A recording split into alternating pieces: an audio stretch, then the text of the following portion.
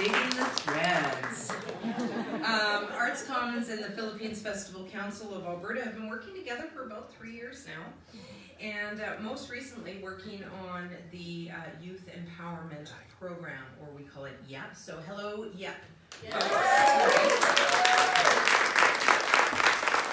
This is a program that is highly driven by the young people themselves. Thank you. And YEP has gathered together with Filipino and non-Filipino youth to build community and create opportunities for young people to explore what it means to be a Filipino Canadian through arts-based activities like dance and music and language and storytelling. So thank you for the work that you are all doing.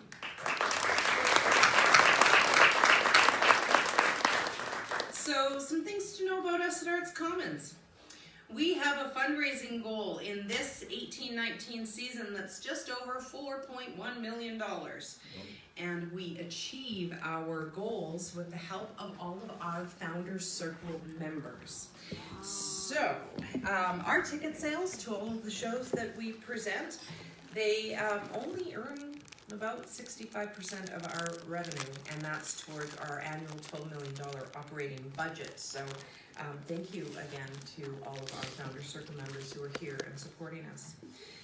Their membership is special because what they're doing by supporting Arts Commons is they're helping us both present remarkable artists like Leah for our enjoyment in Calgary, but also they're fostering the impactful programs and initiatives here, like our ConocoPhillips Hub for Inspired Learning that specifically addresses the needs of 21st century learning and learning through the arts. So once again, for all of our members that are here tonight, thank you for supporting programs, because what we're doing is supporting programs like the YEP program. And of course, if you're not a member and you're interested in being a member, Daniel is in the room somewhere here tonight, and he's in the back of the room waving. So Daniel, any questions you have about other ways to support Arts Commons? Okay, so tonight is an exciting conversation. I am going to make a note about cell phones. If you can check that the sound is turned off, that would be great. I'm also going to ask if you're taking photos to turn that flash off, please. That's really appreciated. And let's just get to the moment that we're all waiting for. So, known across the world for her powerful voice and perfect pitch, Leah Salonga is a singer and an actress who is best known for her Tony-winning role in Miss Saigon. In addition to her Tony, she has won an Olivier, a Drama Desk, an Outer Caledonian, is the Producing and Engagement Associate for Arts Commons.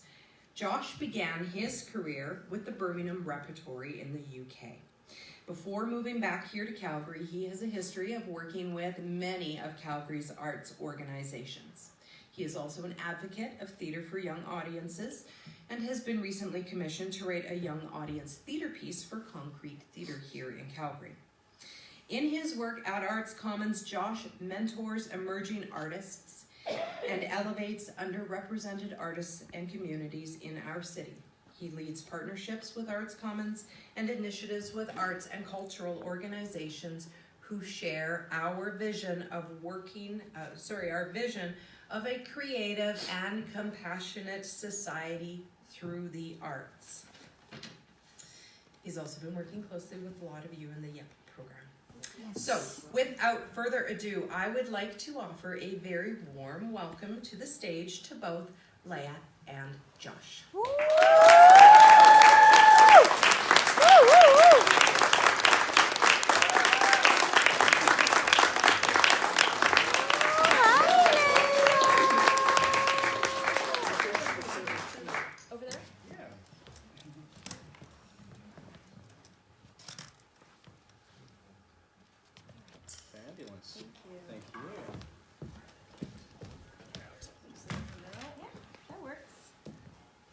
Hello.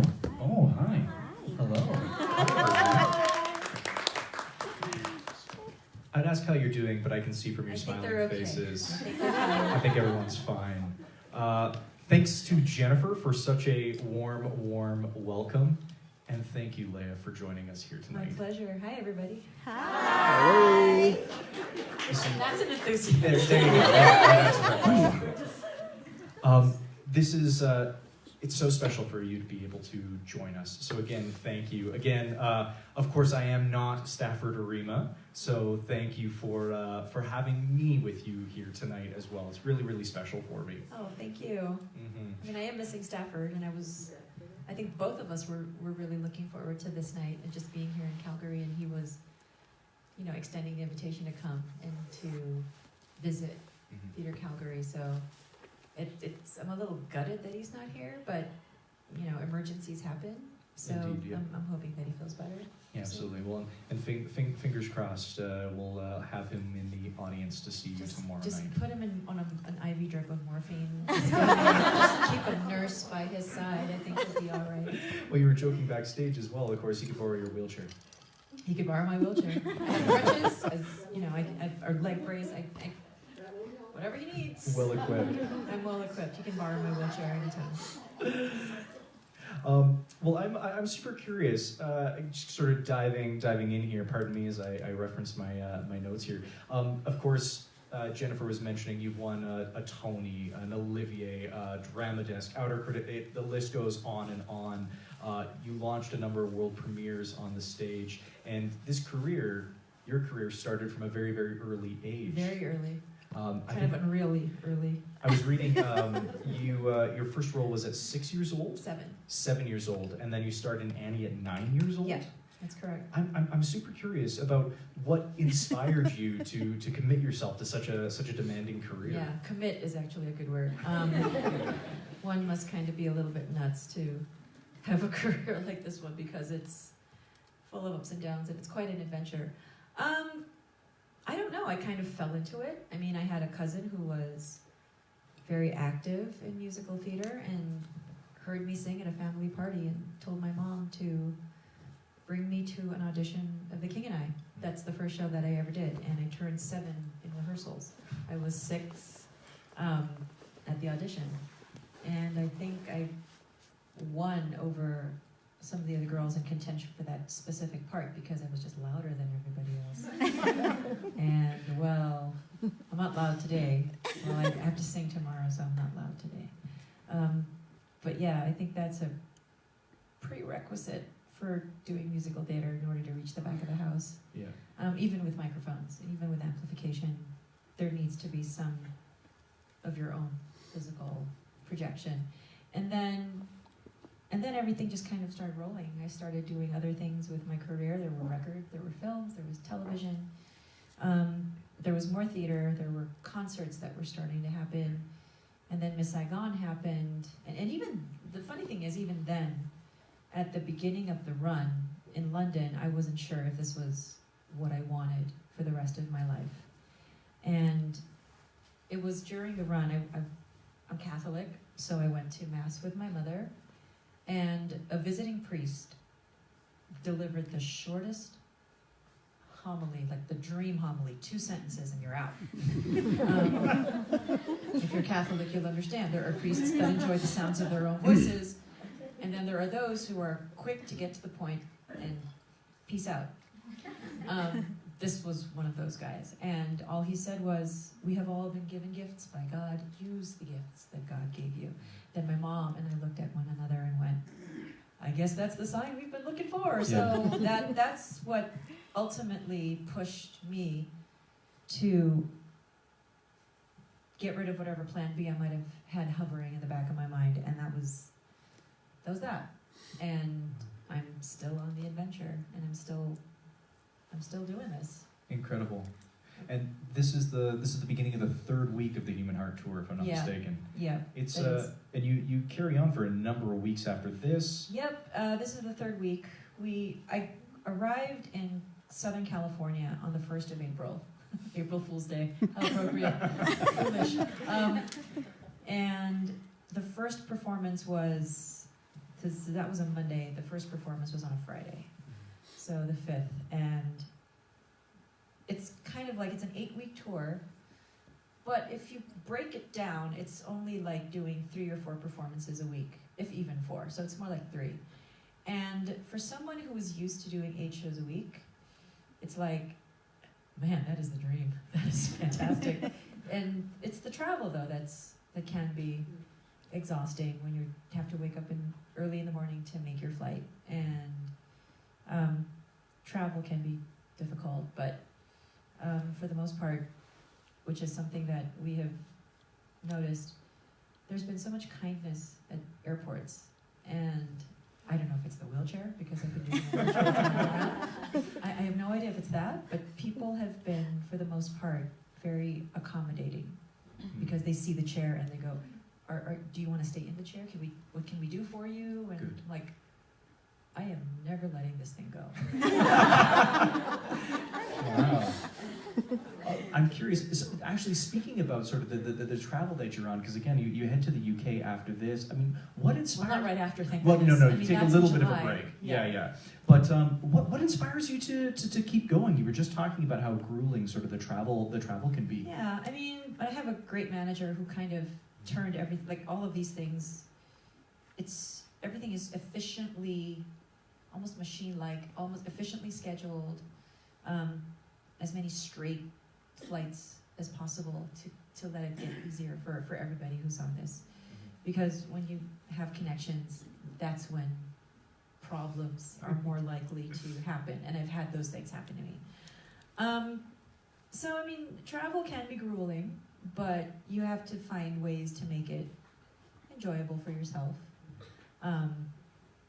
You know, whether it's you bring a favorite book, or if you crochet, or, you know, then you can, I think crochet books are far more acceptable than knitting needles, which could get confiscated. So I sadly check my knitting in. I just check everything in. And, you know, I play games on my phone or on my iPad, or watch the movies on a flight, try to get some sleep. But normally there's something on the other side for me to look forward to, and I look forward to performing, I look forward to seeing friends along the way, and then I have friends that I haven't seen for years and years, in certain locations, and they come to the concerts, and so we get to have a little powwow afterwards, and so that's what makes it fun. We try to find things to make it interesting. And your daughter travels with you as well, right? Well, now? she's on summer vacation now from school, so okay. she gets to travel with me, and I think the older she's getting, the easier it is for her to travel. It's not as arduous for her now. It's much easier. She's much more independent. I mean, I still kind of have to pack suitcases, but she now does the room sweeps. She goes into the bathroom. She makes sure that there's nothing left behind in rooms. But of course, once we're in a van or in a car, she's like, "Why do I have this feeling I forgot something?" She's got that paranoia that starts. I'm like, you know what? If we left something behind, it might not be that important. Sure. Unless it's your passport, and then you're screwed. Yeah, there's a phone charger to be purchased at the next airport. Yeah, exactly. If it's a phone charger, it's fine. Yeah. It's easy enough. Well, you were talking about sort of how inspiring it is to sort of know about that next stop that's on its way, and I'm always sort of blown away by the sort of breadth of your repertoire. I mean, it's jazz, it's pop, it's Broadway standards, it's contemporary musical theater, it's all over the place. And I mean, I did a count this morning, 24 albums. 24, yeah. Seriously? That's what Wikipedia is telling me. It's between studio recordings, live albums, cast recordings. I mean, and Jennifer was mentioning all the sort of storied venues that you've performed in over the years. I'm really curious to know, just because of that breadth of repertoire, what's it like shaping something like a concert tour or a studio album versus what it's like shaping a character in a show? Well, when you're shaping a character in a show, it really it's a process that involves a number of people. There's the director, there's the creators of the show, the composer, the lyricist. There's all that information. There's the musical director, and your fellow actors on the stage. You're kind of all shaping your characters in tandem, you know, in sync. And it's kind of a real collaborative exercise. Whereas in concert, I mean, sure, you have a musical director, but once you're on the stage and you're kind of interpreting the music, there are some things that it's kind of there's a little bit of a lone wolf approach, because how you interpret it isn't necessarily dependent on the plot of a show. Like each song is its own little mini musical. So what you choose to do with it, it's very self-contained. But with a musical or with a play, everything has to kind of be threaded together and make cohesive sense from one moment to the next moment to the next moment. One has to, you know, sensically lead to the next thing and the next thing. It's not like it can be its own self-contained moment. I mean, there are some of the highlights. There are highlights and solos and stuff like that. But at the end of the day, you're threading a full arc. Mm-hmm. But I find even with some of the studio albums as well. I mean, so many of the songs that you sing, there's hope. It's talking about dreams, and I'm curious about those threads within the albums themselves. Of course, there's stories contained within each of those songs, and I see that in the albums that you're doing too. Do you find that an album tells a story through it? I think it can. It can, whether it's the vocal performance or the sequence in which you're, you know, the order in which the songs are meant to be heard. When I do a studio recording, though, I don't always know if there's going to be a story to this, or if it's like, ooh, that sounds good coming after that song. And sometimes it's as simple as that. It's like, here's a big song, and then you kind of need to create this. It can't just be one bombastic balls to the wall number after another. You kind of have to. Sure. You have to do one of these. It has to kind of ebb and flow, like waves on a beach. It can't just all be, you know, certainly belty numbers, because that's after a while. There's a Filipino term where it's called nauumay, where it's nauumay, where you understand what it is. Yes. Where it's also a taste term. When you eat too much of something and it starts to not taste good anymore. Oh, So, we need my God, yeah. Naumay. People just get tired of it. When you get tired of the this flavor. thing or- It's Sure, like sure, yeah. It's like you're in a fancy restaurant and it's like 3 foie gras dishes after another. Okay. By this the makes third sense. one, it's like, all right, I'm done. It's like, I don't want this anymore. And it's kind of the same with the ear. Yeah. So you have to kind of vary it. Fabulous. You need a palate cleanser in there somewhere. Thank you for that. It's always something I've been so curious about, and particularly again, and it might be me just listening to your work and projecting my own image of Well, what's that's the on thing it. about art too. I mean, they say beauty is in the eye of the beholder, and what the artist decides to shape may be interpreted in a very different way by somebody completely outside the experience and looking at it or listening to it. It might hit you in a different way that the artist may not have meant or intended originally. Mm-hmm. It's interesting. It's Yeah. fun that way. That sounds indeed, yeah, definitely. I'm thinking about sort of again, just thinking about the musical theater as well, and sort of going. Of course, Stafford and you work together on Allegiance. Yeah. I'm super curious. I mean, can you speak about that experience working with George Takei, Stafford on that George show? Takei made everybody laugh every single day. How?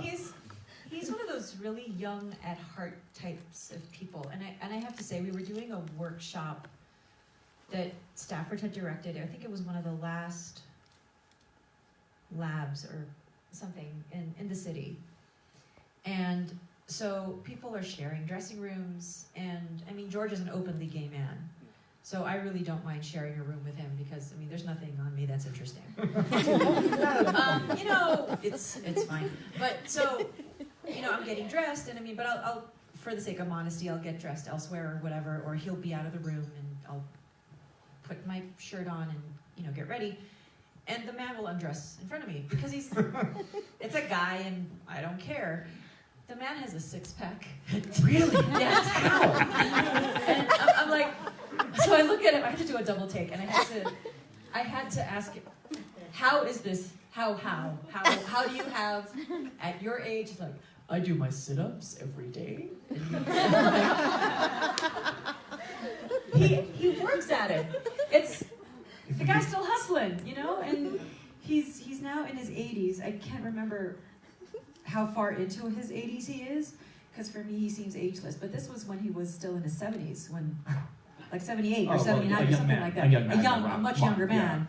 But he was someone who ran marathons as a younger man, and so he was always someone who was athletic and physically active. So he maintained that and his extraordinary shape until he got much older. And so I think he's been able to, you know, keep that up. And he's remarkable. And he's fantastic to work with. And the cast that Stafford assembled for this musical, I think he picked people that he knew were right for the characters that they all got to play. I mean, I had been a part of the production before even he came on board. Wow, yeah. Yeah, so it was like an initial reading. It was just me and George, plus a whole bunch of other actors. Like the two of us were just reading. We weren't really doing much singing. Mm-hmm. Yeah, and it was just a reading in like little Tokyo, in like a tiny little theater, to drum up initial interest. Sure. In this story. And then the next thing, Stafford was involved in the next reading, and then there were more readings, and then there were workshops, and then a production in the Old Globe in San Diego, which was like the first full-on, full-out, you know, mounted with sets and choreography and everything. And then a few years later, we headed to Broadway, and that was really exciting. But our misfortune was that it was in the same season as Hamilton. Yeah. Exactly. Yeah. Killed everybody. Yeah, you can't really. It's hard. That's a tough one. Yeah. And like, yeah, it's okay. I couldn't be mad though at Lin-Manuel. I mean, come on. Yeah. The show's excellent. You can't be mad, and if it drives more young people to go to the theater, how can you be mad at that? Yeah. Well, you've got a super interesting story with Lin-Manuel as well, right? You know what I'm talking about. I have a few. Oh, go on, go on. Which one is it? This was the one with the mosquito net. Oh yeah. Colombo. He came to Once on This Island with his wife, who was very, very pregnant, with their second child. And there's this thing that I did in Once on This Island, where I would go up to either a child or a couple, straight couple, gay couple, didn't matter. But if I felt like there's something going on with these two people, I would just make a beeline for their direction. Yeah. And I would tell them about a mosquito net. And I would say that, you know what, this is just a mosquito net to you, but it can be something else. We can turn this into something magical or whatever. And I would talk about Filipino marriage, wedding traditions, where never mind what religion you are, there are certain things that are kind of part of a Christian wedding. There's candle, veil, and cord. Sure. I would turn that mosquito net into a veil, and so they would be underneath this veil. Yeah. And I think there was a couple that was on their first date at the show, and they ended up just continuing to date after that. So it was very sweet. And so I did that to Lynn and his wife. I mean, they were married, so it was more of, this is like a wedding tradition. Gorgeous. Yeah, and when it's children, obviously the story has to change. Of course. And this is all improvised. I have to like pluck this out of my head. And when it's a child, then it can be something else. We turn them into a princess or into a goddess, because I would transform into the goddess later on in the show anyway. So I'm like, you are a goddess right now with this veil on your head. And when it's a little girl, it's like all of a sudden the eyes would light up, and then she'd look at her mother, and then she'd smile, and then look back at me. Then I'd put the mosquito net away, and then the show would begin. And my favorite part, though, of that pre-show, it was about a nice chunk of time with people just on stage milling around. I'd chuck a cell phone into the water. You have no idea how cathartic that is. Yeah, you can imagine. It's a pretend cell phone, it's not a real one. But just to be able to physically throw it into a body of water, Yeah. Gets the so much gratification. gets the message across a little bit better Totally. than I mean, the than a first pre-show the chat. few previews, it was an actual, like, dead phone, a phone that didn't work anymore, like an old iPhone or something. And it was heavy, and it felt really nice to toss it because of the weight. But because it sank to the bottom of the pool, stage management wasn't always able to find it. So Okay. yeah, so I think at the end they had to choose something that helped it just float to the top and Okay. make it easier to find. So it was just a phone case Yeah. with like a plastic thing that looked like a phone screen. Okay. And well, in that story, you're talking about improvisation and all that you need to do in the pre-show, and Yeah. then you're previously talking about sort of all the workshops with Allegiance, and then of course, as we were coming down here, we were talking about the rehearsal room and how Stafford's able to create such a community. Right. I'm wondering, can you tell us a little bit about that rehearsal room, because I know it to be such an intimate setting. It can be an intimate setting, but it can also be a dangerous one. Mhm. In the wrong hands. Okay. A place like that can be. I mean, I've heard horror stories from other friends of mine who are Sure. dancers or singers, and how a rehearsal room can be a very toxic environment. If a choreographer or a director is verbally abusive to the actors or the dancers that are working. And there is a story, well, I don't know, it's an urban legend kind of thing, Jerome Robbins. Okay. Legendary, Yeah. you've heard the story. Carry It's on, a please. legendary story. I don't know if it's true, but it's been passed on enough times that I'm thinking that it might be. That he's directing a group of performers on a stage, on a stage. He's walking backwards, and he's approaching like the orchestra pit. As he's walking backwards, none of the performers tells him that he's getting close to the pit. He falls into the pit. It's almost like none of them was even interested in helping him, which says something. Sure. I mean, yeah. he has a legendary. There's that tag of legendary attached to his name because of the work that he's done. But at the same time, hearing a story like that makes you wonder what must have happened in some of these rehearsal rooms Yeah. that made these performers not even interested in telling him back, come back Yeah. because you might fall in. I'm curious. What makes a great rehearsal hall? Because I know that you had such a great experience with Stafford. I did, and because he's just one of the kindest Yeah. human beings ever, just kind, and that is something you don't get a lot of. Mm. And I've been in rehearsal rooms where directors throw things at actors. I've seen that as a young child. I've heard screaming and profanity, and so although I've had a very fortunate career, Mm-hmm. doesn't mean that I was spared some of the more unsavory, let's just put it that way, unsavory experiences in rehearsal rooms. I've heard screaming, I've heard coffee cups breaking, I've seen ashtrays thrown Incredible. at actors, and trying to justify it as part of the creative process. But you can be creative. You can push the actors to their limits without being unkind to them. And you know what? You get a whole lot more out of an actor when you give them the freedom to do their jobs and providing a safe environment for them to do their best work in. Mm-hmm. And I'd like to think that when you hire actors for a show like Allegiance or any show, Sure. that you hire them already based on the reputations that they have, that they contribute to a safe and loving environment in the room, that they're professional, Mm-hmm. that they do their work without being assholes. And I have to use that word because sometimes it's like it'll take that for people to understand, because there are some actors that can be Yeah. to their fellow actors. I mean, I I hear horror stories from other friends of mine who do shows. And, I mean, yeah, we call it spilling the tea, but, to take away a term from RuPaul's Drag Race, which I'm really obsessed with. Obsessed with all the queens in that show.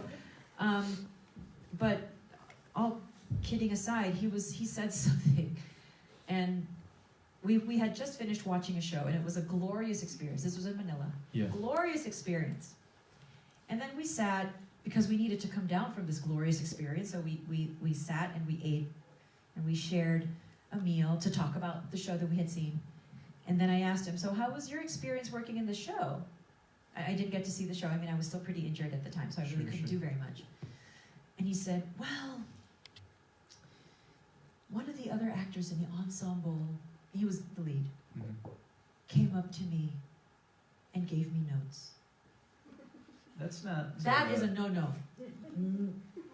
You do not, that is against equity regulation. And it's like, who are you? Yeah.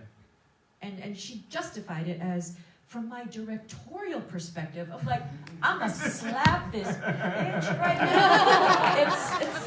It's like, I'm like, my hands were ready to pull hair. Yeah. It made me feel so angry, because what right did this person think she had to even think it was appropriate? It's not, and that's and that creates an environment of insecurity and animosity, and immediately you start to second guess all of it. It's like, if you have a note to give someone, it's the appropriateness is this. It's like, can you not kick sand into my eyes? Sure. That's fine, because sometimes you're unaware that if I'm moving a piece of scenery or what, that another actor is physically affected. That's okay. I don't mind things like that. Sure. Like, of course I'll get out of your way. Yeah. But to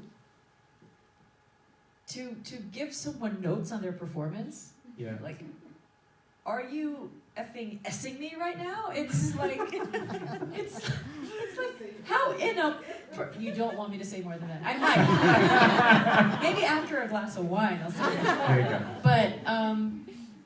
But it just struck me as, what kind of entitled juice are you drinking that you do that to another actor? You think it's okay? You think it's not okay. It's not okay. So if there's anybody here who's a parent of a child who's in theater, you never ever give notes to that person. Should never give notes to a fellow actor. Yeah. You're in the trenches together. You have to think of it as if you're at war on the same side, and you're telling this other person how to shoot his rifle. It's like, figure out how you shoot your own rifle. I mean, we're at war. We're trying to, don't comment on me. This is not in your pay grade to do this. Yeah. It's the director has that authority. Or stage manager, or the resident or associate. There are people who have the right to do that. Mm-hmm. It's incredible to hear you speak like this, because of course, The Voice, of course, and all the coaching that you do of not only adults but young kids, teens. Yeah. This quality, this passion that you have comes out. I'm curious. Can you speak about what that's like working with all these, particularly young folks? Because I'm conscious of all the young Filipino artists we have in the audience tonight. Like, right. What is that like? Like, what would you say to them? What quality would you want them to bring into the world? Oh, it depends on the age group. I mean, when we're coaching like 6-year-olds, because we have kids as young as 6 on The Voice Kids. It's like 6 to 12, because once they hit 13, it's like, this is kind of dangerously close to adults, and some of them are, they seem a little too mature for the children part. So we go from 6 to 12, and coaching a 6-year-old is very different from coaching a 12-year-old that may have a little bit more technical knowledge. Sure. And some experience, or a little bit of just life. experience at 12. That's when you're a little bit more aware of attractions and crushes and those beginnings of, those first love kind of thing. And when you're 6, the only thing you want to do is whatever you want to do. and sometimes, we deal with shorter attention spans. Sure. So there is a purity, though, when a 6-year-old sings. And it's a purity that I try to keep as untouched as possible. Yeah. Because you got into the show with that pureness. The only thing I can tell you maybe is, okay, I don't understand that word you're saying. Can you please make it clearer? Can I get the T out? Can I get the C out? Can I get the S out? Or whatever. Sure. Whatever consonant sound I need to get out of that kid, and keep it really specific. And not exhaust them with too much information. And 6-year-olds are just cute. They're cute. And usually they have an into a song that as an adult you kind of lose. As in they have, because a lot of them are not going from a cerebral place. It's emotional, and it's an emotional place, and it's a gut feel kind of a place. And sometimes the gut feel of a 6-year-old will be exactly right the first time out. So I try not to mess with that at all, and to just encourage them to keep going with it. But when it's somebody who's 12, then I can get more specific, and I can spend a little more time with helping them to craft a performance. And when you have teenagers that are kind of on the cusp of adulthood, then you push a little further. Sure. And when I'm coaching adults, and sometimes it's like, you're just flat all over the place. And it's it gets the uncensored truth. And I have actually made some good friends that way. Okay. But if there are people who can't handle how I speak, then it's like, bye Felicia, then we're not meant to be together. And my close friends know that once I start dropping truth bombs, and sometimes I drop them early in the morning, sometimes they joke with me. It's like, yeah, tell me how you really feel. Yeah. But yeah, when it comes to, there are certain things that are non-negotiable. Intonation is non-negotiable. That's the mathematical part of singing, where going flat is unacceptable. Between going sharp and going flat, going sharp is your better option.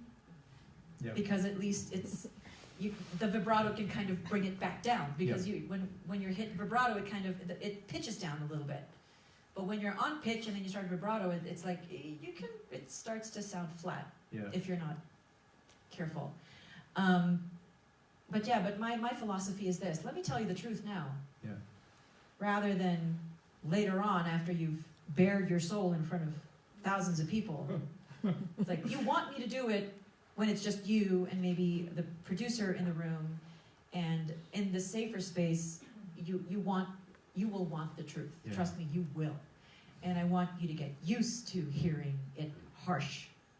Well, at least honestly. Sure. For me. If you're great, I will be honest with you. Mm-hmm. If you're not great, I will tell you why you're not great. Because I want you to be great. Because I'm not going to just be one of these people that will give you a medal for participation.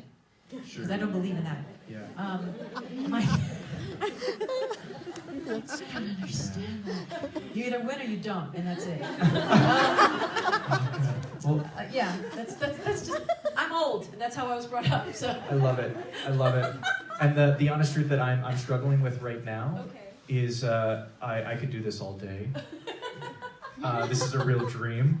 But I know so many people have questions as well. So I want to make sure that folks here have an opportunity to ask questions. Are there any in the audience? Because I'll just keep going if not. They seem Anyway? pretty happy. Yeah, it's just smiling.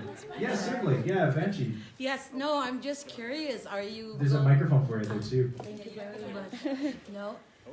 Oh, we're on. Oh. My voice is loud enough. There you go. So everyone behind you can hear too. Thank you. So I'm Evangeline for the non-Filipinos. No, I'm really curious. I don't want to say the age. I grew up it feels like I grew up I'm with. 48, so you don't have to say much. We're more. there. We're there. We're around the same age. Okay, right. So no, I'm just wondering what's next after this. Like, are there any plans to star in any of the musicals again, or? Oh yeah, I'm doing Sweeney Todd at the end of the year. And this was For all of you, it's in Manila. So unless you head to Manila in October, it's in October, so it's kind of like a pre-Halloween treat, and we're doing it. I think for every weekend in October. Yeah. That's what we're doing. this is a bit of a dream role for you, right? Do you want to talk Kind about of. that? I mean, to play Mrs. Lovett. I mean, I saw one of my really good friends, who's known as the first lady of musical theater back home, Manchu Lauchenko. She had done it many years ago. My brother was the conductor. Oh, wow. Conducted I that didn't know orchestra, and it was amazing. I thought everything about that show was incredible. But I had listened to the cast album since I was around 18 years old. I mean, Cameron McIntosh gave me like a stack of CDs to listen to. I mean, there was Follies, there was Les Mis, there was, and I think Sweeney Todd might have been part of that package just because. Yeah. And it was Len Cariou and Angela Lansbury. And at the time, I didn't really understand fully what it was about because I was young and very sheltered and not really attuned to how Sondheim wrote and the rhythms and the melodies and it's like it was like way above my mental capacity at the time. But the older that I got, the better I got at understanding. And then as I got even older, I really appreciated just once you see, and one of my friends, Telly Lee Young, with whom I did Allegiance with Stafford, he says this: once you get the pattern, once you see the pattern, you cannot unsee it and unhear it. So once you listen to a Sondheim show and actually understand it, then it opens up all the other ones also. The music in Sondheim musicals is incredibly complicated. It's like time signatures just change in the middle of things. Yeah. Which I like, which is fun, and it's challenging, but it's fun, and they can be very wordy. And so the challenge is clarity, and articulation, and I mean, there's all the technical stuff that's difficult, but then also how do you make emotional impact given all of those obstacles that you have to kind of get over in order to get to the audience, and then you hope that the audience receives it on an emotional level, not just on a cerebral one. Like let the actors do all the cerebral homework, and let the audience just receive it as punches to the gut. And given that it's Sweeney Todd, I mean, it's murder and it's mayhem and it's bloodshed. You know what? It's pretty basic. Yeah. So at Halloween too. I mean, it's and perfect. at Halloween, right? It's perfect. It's so good. And I'm just. I mean, we created a sort of a teaser video. Yeah. I mean, I saw like a rough edit of it. It hasn't been posted yet because I think they still have to finish stuff up and color grade and whatever. But I saw it and I got so excited just looking at it. So, yeah. I'm sure we'll be able to find it on your social medias here I'll be soon. posting stuff Yeah. once we're given the all clear to do so. Okay. But it's very exciting, and my brother's conducting it again. So. Oh, there you go. Yeah, he's one of the few people that can be trusted with it. Okay. And he's like, I'm doing this. Sure. I think he volunteered before he even had to. We're doing Sweeney Todd. Okay, it's me. I'm doing this. Yeah. Good. And my good. sister-in-law is going to be concertmaster for the orchestra. So That's gorgeous. yeah. And it'll be fun because then I go to work with my family. Yeah. If something's wrong, I just have to look because my brother will be in the pit and he'll be looking up. I'm sure there's a bit of truth bombs as well. There's, Oh no, there's we very talked. little Here's the filter. funny thing. Okay, we do concerts together a lot, and because we're brother and sister, truth bombs are normal. It's if something is wrong with my performance, he just gives it to me straight, and I don't take it personally. I know where it's coming from, you know. But there are but he knows how to negotiate, how to talk to actors that are not me. Because when it's me, it's like, sis, can you do the whatever, entrance is wrong, your four bars early, it's easy.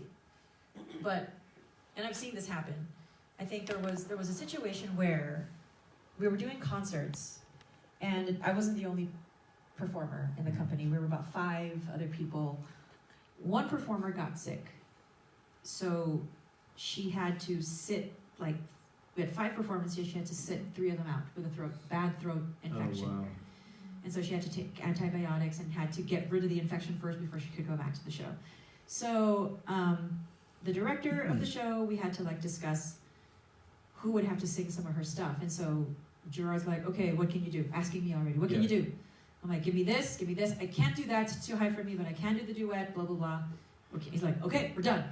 And then in a panic, we're not done yet. Oh my God. In a panic, one of the other actors just says, I can't do it, don't give anything to me, because I'm a nervous wreck. And I see my brother transform into hand kissing and don't worry. Leia has this, she's used to this, it's just relax and Madame, don't worry. And she goes, and I looked at him with this, I have never seen this from you. Wow. You certainly never do that to me.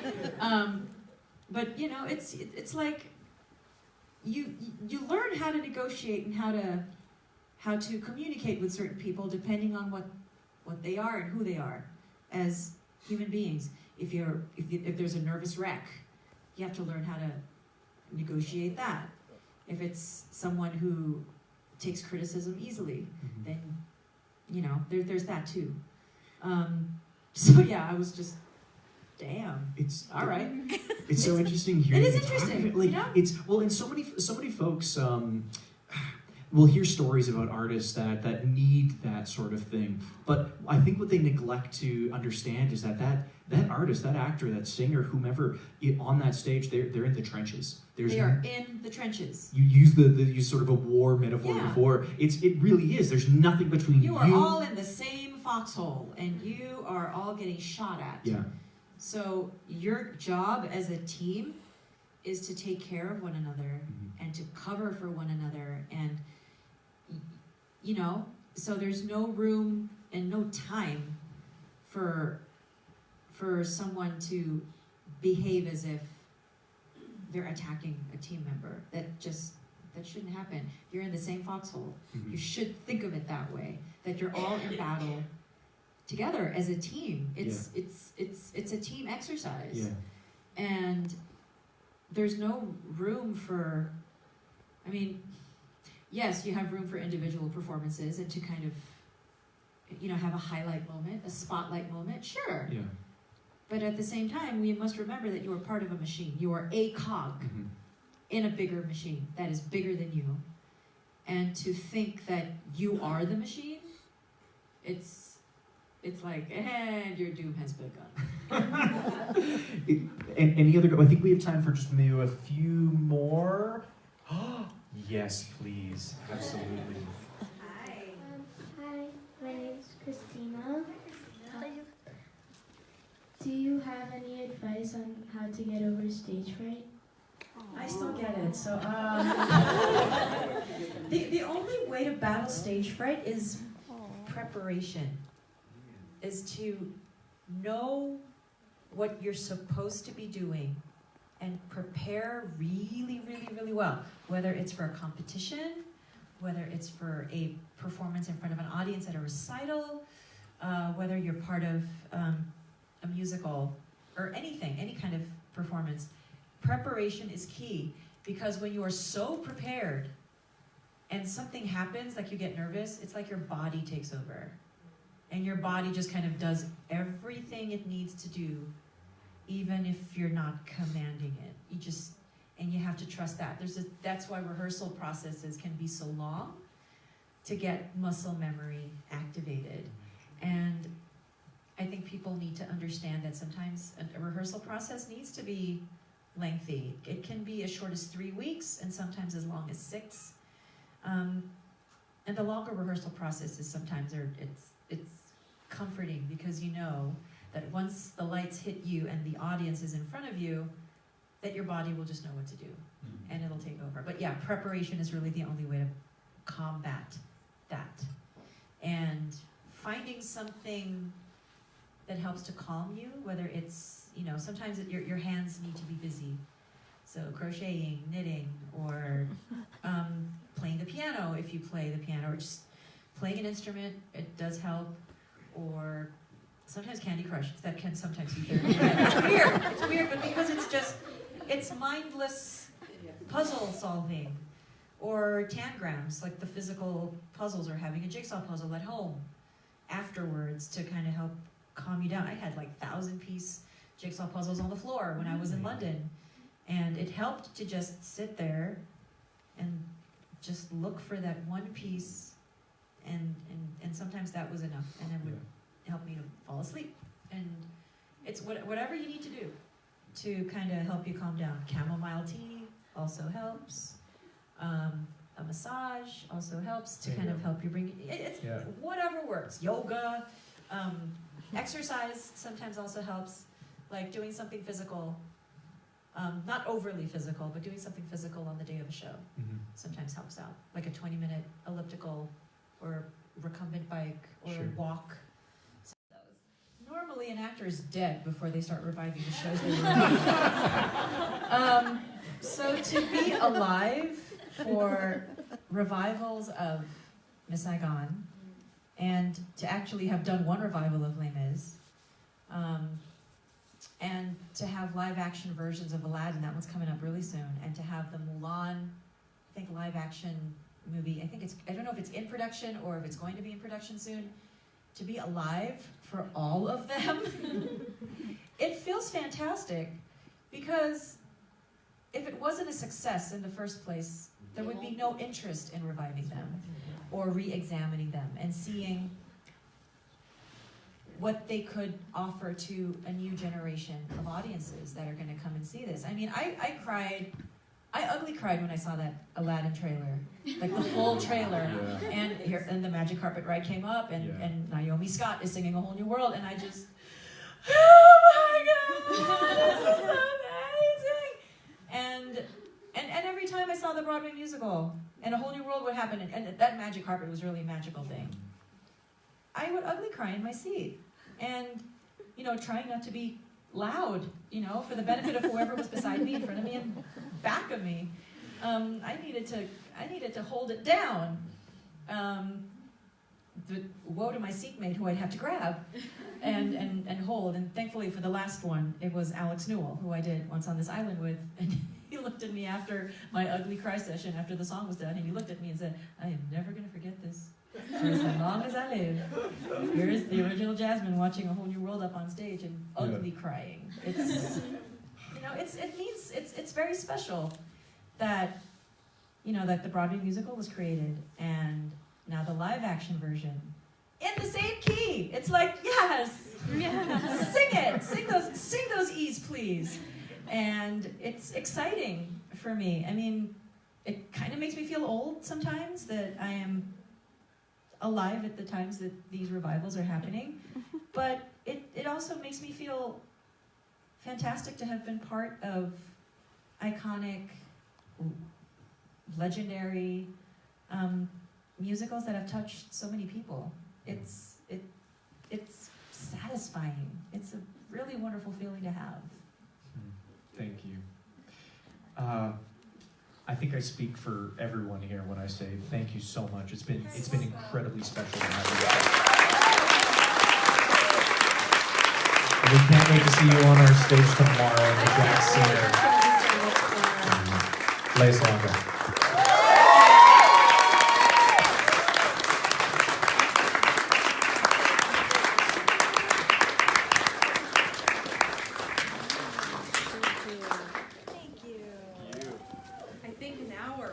An hour has gone by. Really? Yes.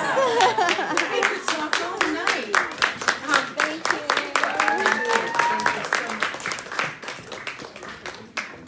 Oh my goodness. We could listen to Leah share with us all night long. So thank you again, Leah, for your generosity in volunteering to come and talk with us tonight.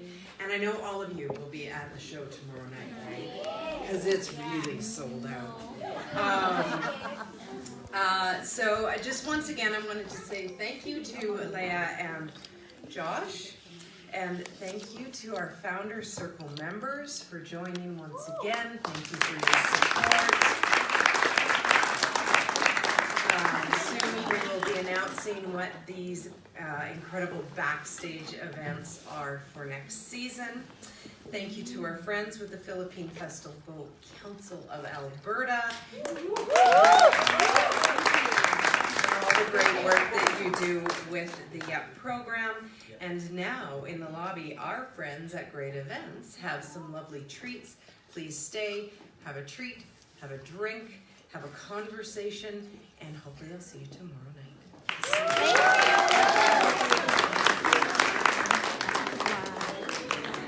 Ang witi-witi niya.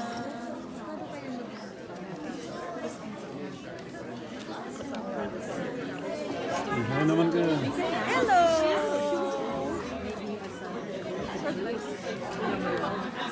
Is Hi naman ah. Ito na pala. one last question. Ano, ayos ba mga live? Ayos Nag-live ba? ka? Oo. Chica live? You're still live? Sa Fiesta, Filipino. Perfect. Live or Talaga, hi.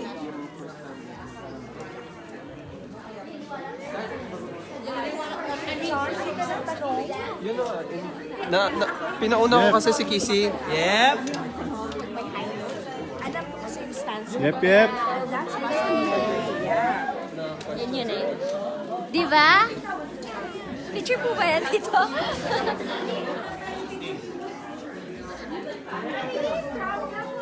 Picture ulit? Wag na.